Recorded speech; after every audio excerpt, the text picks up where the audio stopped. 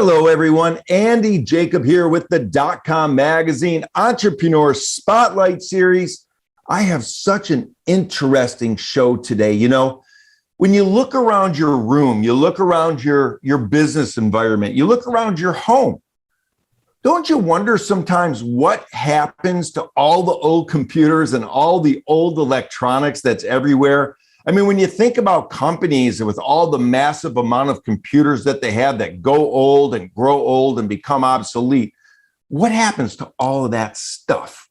Well, you know, we've been talking about that at DotCom magazine. So, of course, I went through the Rolodex and I brought in really a national leader, Mr. Michael Schuler, who's the CEO and founder of Veterans Alliance Resourcing Incorporated. And he really is an expert on taking all of this stuff and turning it into something that's very profitable and meaningful for the environment as well, for the people that actually do business with his company. He's a worldwide expert in this entire field. I had to have him on the show because we wanted to know what happens to all these old computers, all these electronics. So Michael, I'm so happy to have you on the show. I have so many questions. Welcome to the DotCom magazine Entrepreneur Spotlight Series. Well, Andy, thank you for inviting me. I look forward to speaking with you. Well, Michael, what you do at your company at Veterans Alliance Resourcing is amazing. Of course, you're a certified company. You're, a disabled veteran-owned small business. Everybody talks about Veterans Alliance Resourcing as the go-to place, to take care of business. I'm just going to call it taking care of business with these computers and electronics. But let's pull the lens back to 30,000 feet to start the show and tell us about Veterans Alliance Resourcing. Well, I appreciate the opportunity to give you a little bit of an overview. Myself and my partner have been in this industry for 4 decades now. We actually both started back in 1981. He likes to say we started when we were about 6. but in reality, we've been doing this for a long time for some of the largest companies out there. And in the course of working with some of the largest rental lease companies, some of the largest ITAD companies, or ITAD stands for IT Asset Dispositioning, some of the largest reverse logistics companies, and some of the largest retailers and manufacturers, we've been involved in taking material throughout the product life cycle and putting it into the secondary market. And the secondary market is a huge industry. It's about a $500 billion industry, and it actually starts with product returns. So the moment somebody brings something back to a Walmart or to a Costco or any of the major retailers, and there's about 6% returns in the electronics space, that material goes back into the industry, gets processed and repackaged and resold as refurbished material. When I started in the industry, we were backing up trucks to companies like IBM and Apple and so forth and taking stuff out at 10 cents on the dollar. Well, nowadays you go on their website and you look at a refurbished Apple computer, it might sell used refurbished for $5.49 and new $6.29. So the delta has changed from 10 cents on the dollar where we were taking truckloads to where they're now getting 90 cents of the retail dollar. And kind of that evolution of everything that had to happen to evangelize the value of secondary market material as being the viable alternative to new was something we were intimately involved in. So both my partner and I helped organizations take that material, get it processed, and find homes for it that were viable. Nowadays, that could include an end user. It could include dealers around the world. And that's kind of where we focus is we're pretty much a wholesaler. We focus on selling used equipment throughout the world. I've got about 2,500 used equipment dealers we work with globally in over 70 countries. And our objective is to find homes for used equipment deep into the product life cycle. And that could be as much as 7 to 10 years. And that's quite helpful, not only from a standpoint of value recovery for clients that have material, but it's also great for the environment because for every device we redeploy, it's 1/7 the carbon footprint of a device that has to get recycled. Wow, Michael, that's so fascinating and it's so interesting. Let's decompress, if you will, the secondary market a little bit because, like you mentioned, people buy electronics, they buy computers, they take them home, they try them out. Everybody gives a pretty good warranty or a pretty good return policy now, and they return these computers or these electronics out of the boxes. The wires are sticking out back to the retailer. So for the people watching the show that don't really understand, what happens to that stuff? Because it sounds like you're very integral in finding out another sort of home for that stuff that gets returned. Sure. Well, first off, we don't deal with the retail client base. My partner and I, we both dealt with that years ago with prior companies, but our focus is really working with corporations, agencies, institutions that have large volumes of equipment. So our job is to help facilitate the processing of that material, both in the form of reverse logistics solutioning, as well as the audit side and cataloging of that material, getting information back to our clients in the form of detailed reporting, showing them exactly what came in, and then selling that material into our wholesale channels that we've cultivated over all these decades, and getting good value recovery for it and giving them a shared revenue portion of that money. That actually is very helpful. I'll give you an example of a typical client. We had a school recently that had always recycled their gear because they only refresh their technology about every 6 years. That's pretty old. And a lot of organizations would think that can only be recycled. Well, the very first pickup we did for them, we got them over $37,000 for their material, went right back into their coffers. And nowadays with budgets being what they are, it's really helpful to be able to get any dollar you can get back on that investment that you've made in technology. That's amazing, Michael. Wow, what a great opportunity for companies, schools, organizations to reach out to at Veterans Alliance and have this conversation. And then there they go. Prior to having that conversation with you, Michael, and your partner, they're thinking that their stuff is basically worth nothing. And then here you come back with this great report and you say, wow, we've got some great news for you. We turned all this stuff into $37 that goes back in the coffers. They're able to buy new things. And of course, this is a fantastic cycle. When we think about it, Michael, what's that first conversation look like from one of these organizations or one of these companies or one of these, educational institutions reaching out to at veterans? What does the conversation sound like? Do they just call and say, hey, Michael, we got a bunch of stuff we don't know what to do with? What's that first call sound like? Well, the first thing most organizations want to know is, what are you going to do with my data? The very first thing they want to know is they've got to make sure that that's taken care of.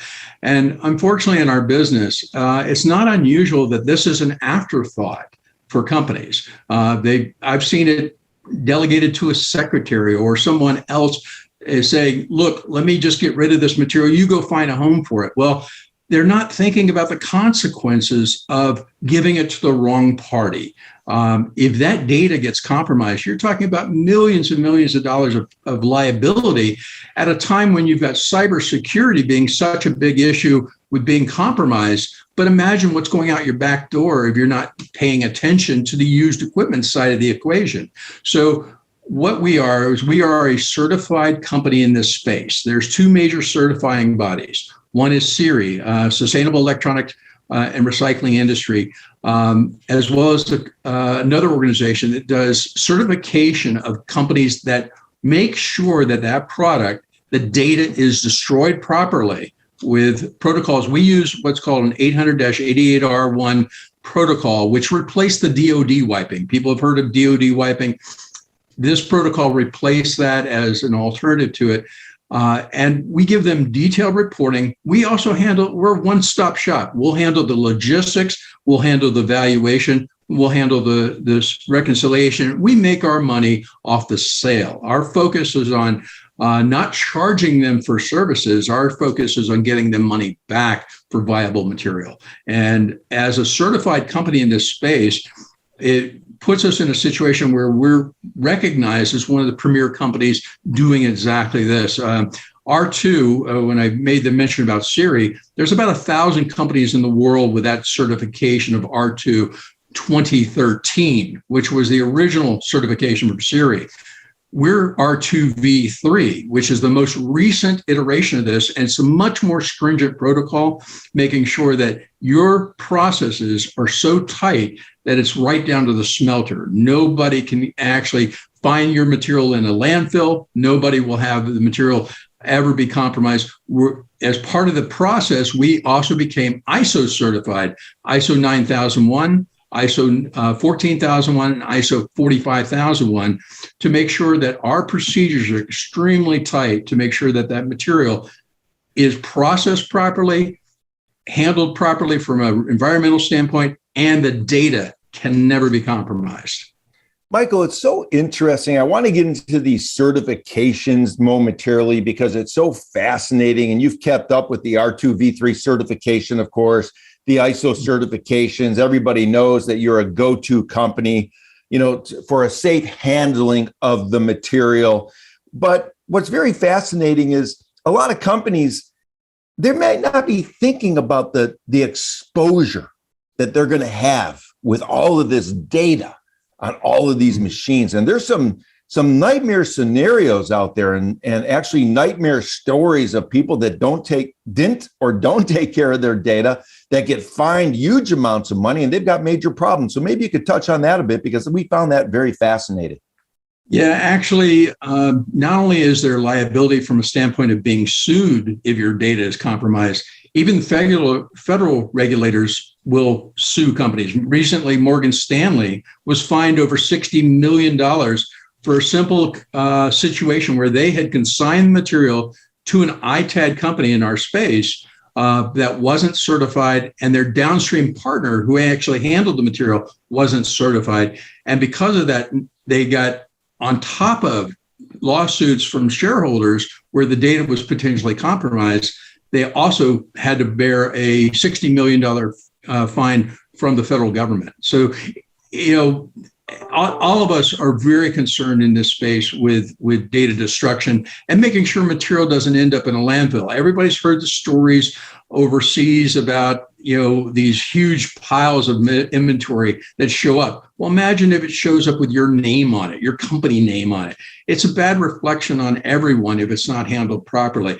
And the R2V3 certification is so stringent, it makes sure that never happens. Our downstream companies that we work with have to be certified just like we are. So we have to make sure that right down to the smelter level, that material is processed properly. And we only put out material that is safe to be redeployed or safe to go into the recycling partners that we've already selected and vetted.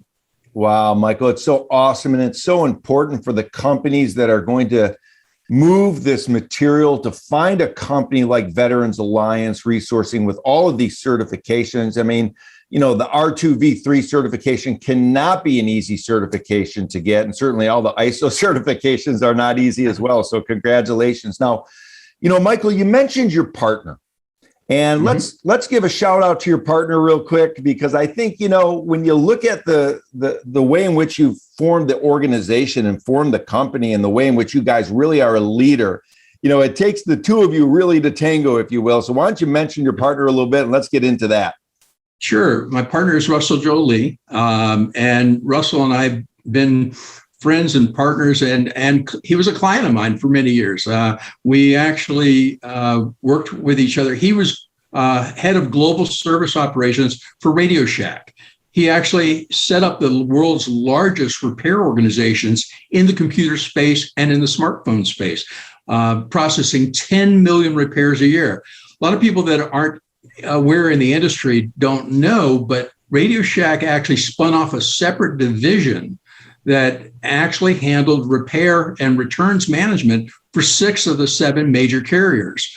AT&T, Singular, all these different companies that made the cell phones, they were partnered up with Radio Shack's separate division that actually handled the repair and processing of those phones. They also handled the repair and processing of computers, and they did it under a different name so that they could actually go and work directly with not only the OEMs, but with other other retailers that actually hired them to handle the work on post-sale support warranty.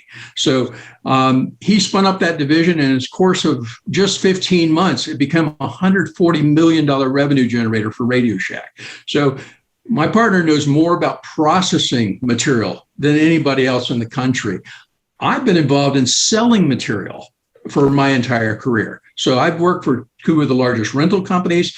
I actually worked with one of the largest parts supply companies. Matter of fact, back in the day, back in the 90s and 2000 period, if you had bought a computer at Best Buy, thank you. Because if you bought that extended warranty contract, we were the supplier of all the parts after the first year of that warranty. So that second and third year of that warranty, we supplied over 1 million parts a year to companies like Best Buy. And that's where I actually got to meet my partner when he was running Radio Shack service operations. He was one of my clients, selling him parts and giving him material that he could use to perform repair. So we got to be good friends over the years. Ultimately, we threw on our hat together and said, you know everything about processing the material.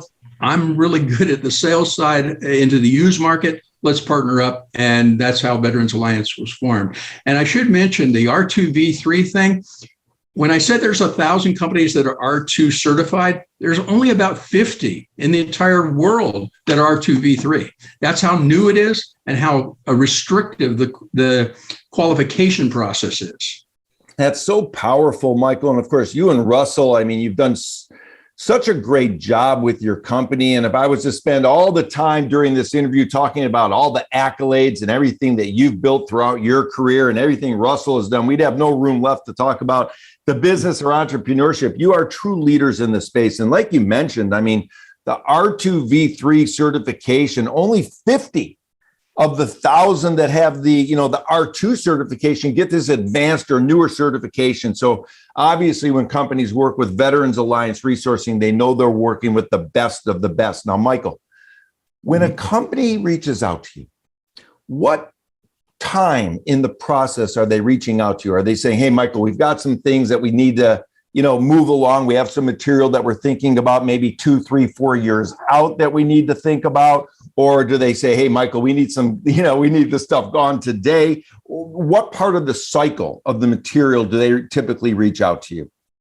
Actually, we engage with them at different phases in the life cycle. I'll give you an example. If they're strategically looking at being able to offer this up as a service, one of our client profiles is a managed service provider community. These are the guys that actually sell new equipment. We partner with them so that they can partner with their client base as offering product lifecycle management as a service at end of life. So we're in a position to help facilitate those engagements where they're taking back material at the end of the product lifecycle for all the disparate clients that they represent and that they service.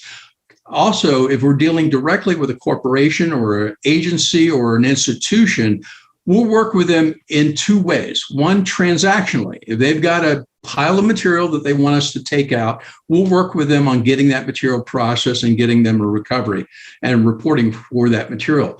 However, a lot of companies we find have this as an ongoing need.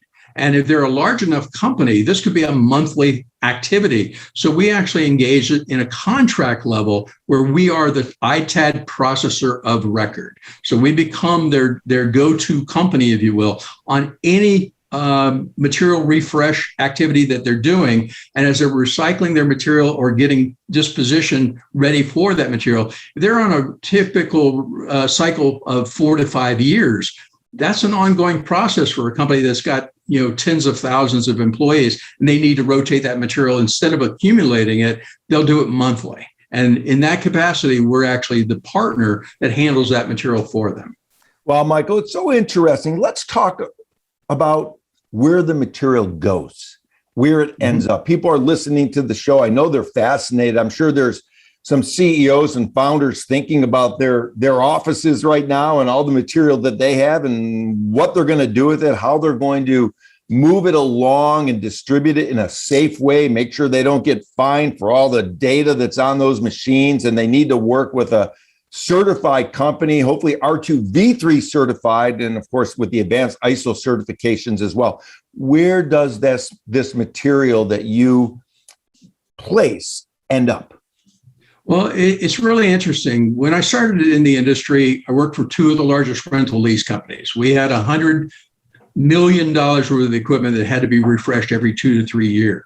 So rental companies, you have to always have the latest and greatest. Well, in order to find channels for that, this was back in the 80s, I had to go around finding used equipment dealers around the world that would buy this material. It's already been tested, it's already good, but these are people that wanted to find it as an alternative. Now, in doing that search of finding all these guys, I pulled out yellow pages, I went around and went to auctions, cultivated a channel. When I started with the first major rental lease company, I only had 50 clients that I sold to. By the time I was done, we had 7,000. This was way before the internet. This was way before being able to broadcast through just one simple email. This was back in the days where we had to have fax machines to communicate to people. So our demand became so strong that I was able to actually be in a position to start moving material for the major manufacturers, taking their used equipment or even their product returns and selling that back into the market. And essentially, we cultivated a used equipment channel by having that material be able to go from the manufacturer. As a matter of fact, it led to me launching the very first trade-in program in the industry with Apple. Back many years ago, started to actually facilitate an entire trade-in process called the Apple Exchange Program. I've been involved with trade-in programs ever since, where we can find a home for that material in the secondary market. The secondary market is a $500 billion industry. As I said, it starts at the very beginning and goes all the way through the life cycle. Finding used equipment channels for this globally is something I've done for my entire career. And the profile of who buys this material varies tremendously. It could be a dealer over in Europe or in Asia that redeploys the equipment to people that find it attractive as an inexpensive alternative to buying new. It's also a lot of the economics work out. If you think about it, a Core i5 machine that was launched 6 years ago actually has the processing power to run a company. I ran our company on an old i5 fourth generation computer up until just this year. So, from a processing power standpoint, these computers are still quite useful for the fundamental functions that they perform. So all we're doing is giving an alternative to a market that highly desires low cost processing material. And we don't cultivate those channels right down to the end user. We cultivate the channels to the dealers that sell to those end users. And a lot of times, even the channel will be comprised of parts guys. That's actually where I got my start in the business, where I was actually selling to guys that were harvesting it for parts. I actually went to work for one of those companies and helped grow that company to where we actually had the contract, not only supplying all the parts for Best Buy, as I mentioned before, but actually being in a position where we were handling Dell's lease returns for the better part of almost 7 years, 40,000 units a month, processing that material and putting it back out. So I've had the blessing of having large volumes of material in my portfolio that allowed me to cultivate channels for this used equipment. And those dealers love used equipment all over the world, and they just keep on coming back for more. Michael, it's really remarkable. I mean, the number of channels and the number of relationships that you have throughout the world is second to none. You've been able to harvest these channels in a meaningful way for many, many years. And of course, they stay with you because you do such a great job. You and Russell have run a great business. They know that, you stand behind your word. And when you say something's going to happen, it happens, which is also why so many companies, so many, educational schools and universities reach out to as well, because they know that you're going to be able to handle this material in such a powerful and protected way to make sure that, they're able to be remunerated in the right way with your honesty and integrity, with all the reporting that you provide. It's really remarkable. Now, Michael, I want to turn the conversation to entrepreneurship, because, people are going to be watching the show. They're listening to you. They're saying to themselves, wow, I mean, this Michael Schuler, I mean, he's on top of his game. I mean, he's been at this for a long time. He really understands this industry. He's a specialist. He's an expert. He's one of the leaders in the country, leaders in the world with regard to, taking this material and finding a home for it. So let's talk about entrepreneurship, because some entrepreneurs might be watching the show and maybe they're facing a roadblock. maybe they're hitting a brick wall. Maybe they have a pothole in the road. Maybe they're freezing in the frame. They don't know what to do because they've never experienced maybe a tough time in their business. So maybe you could talk to the entrepreneurs watching the show, maybe the younger entrepreneurs that are facing a difficult time, and give them some advice based on your background and experience about how to get through those tough times. Well, I think probably the best thing I could say is become good at what you do and find the differentiators of what you bring to the market. If you're not able to differentiate yourself in a quick 5-second bullet of what you can do for someone that's different than somebody else, it's going to be very difficult to actually be successful.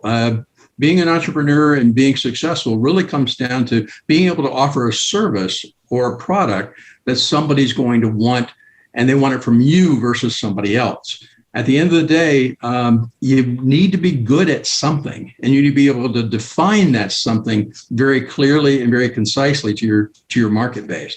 I think that's probably the biggest difference. The other one, find a great partner. I've been blessed. I have a wonderful partner. We marry up very well relative to our strengths and our capabilities. He knows everything about processing product, and I like to think I know a lot about selling product. So it's a good combination, and we work really well together. And we bring a lot of experience in building companies as executives. We both have been presidents of other companies. We both have run other companies. And frankly, I was a right hand to multiple entrepreneurs over the years, helping build their business. So I've been fortunate at having that experience that I can now translate to running our own business.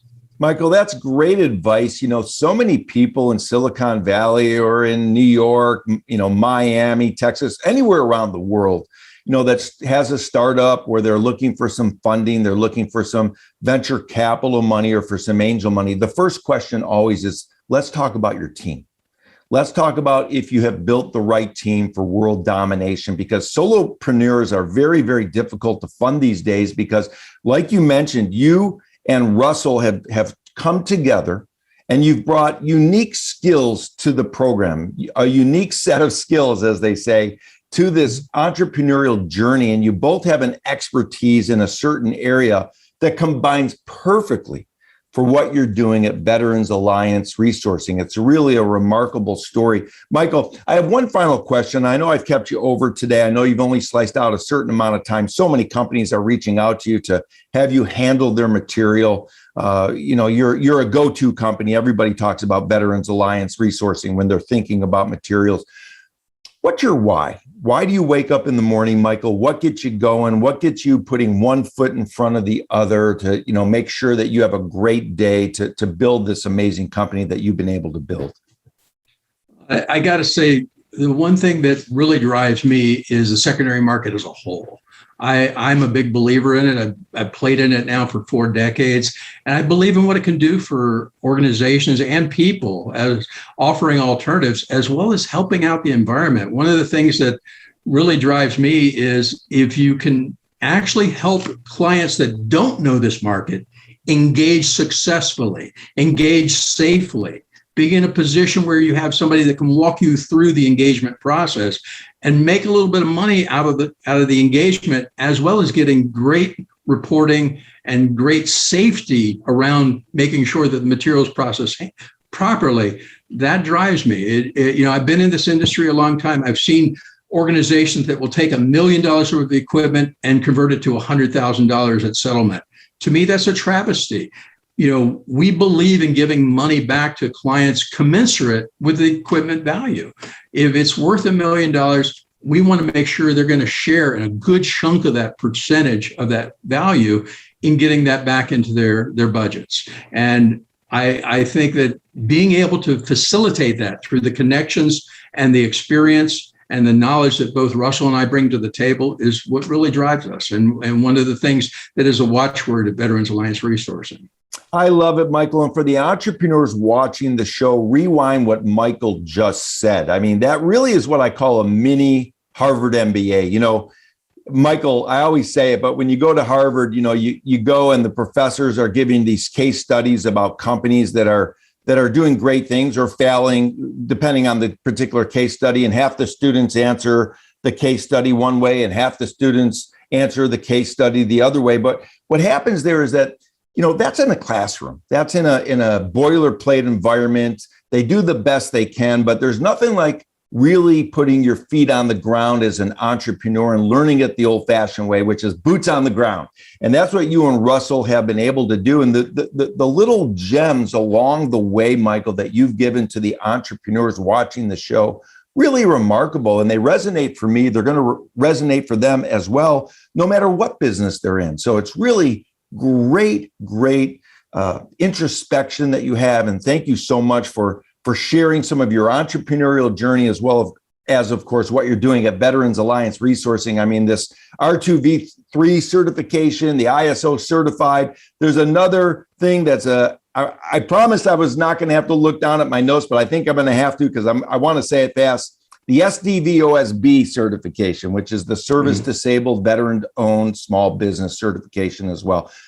Unbelievable job that you've done. Unbelievable and remarkable business you've built throughout the years, Michael. I want to thank you so much for coming on the Entrepreneur Spotlight series today. It's been a real joy. Well, thank you for having me. Appreciate the opportunity.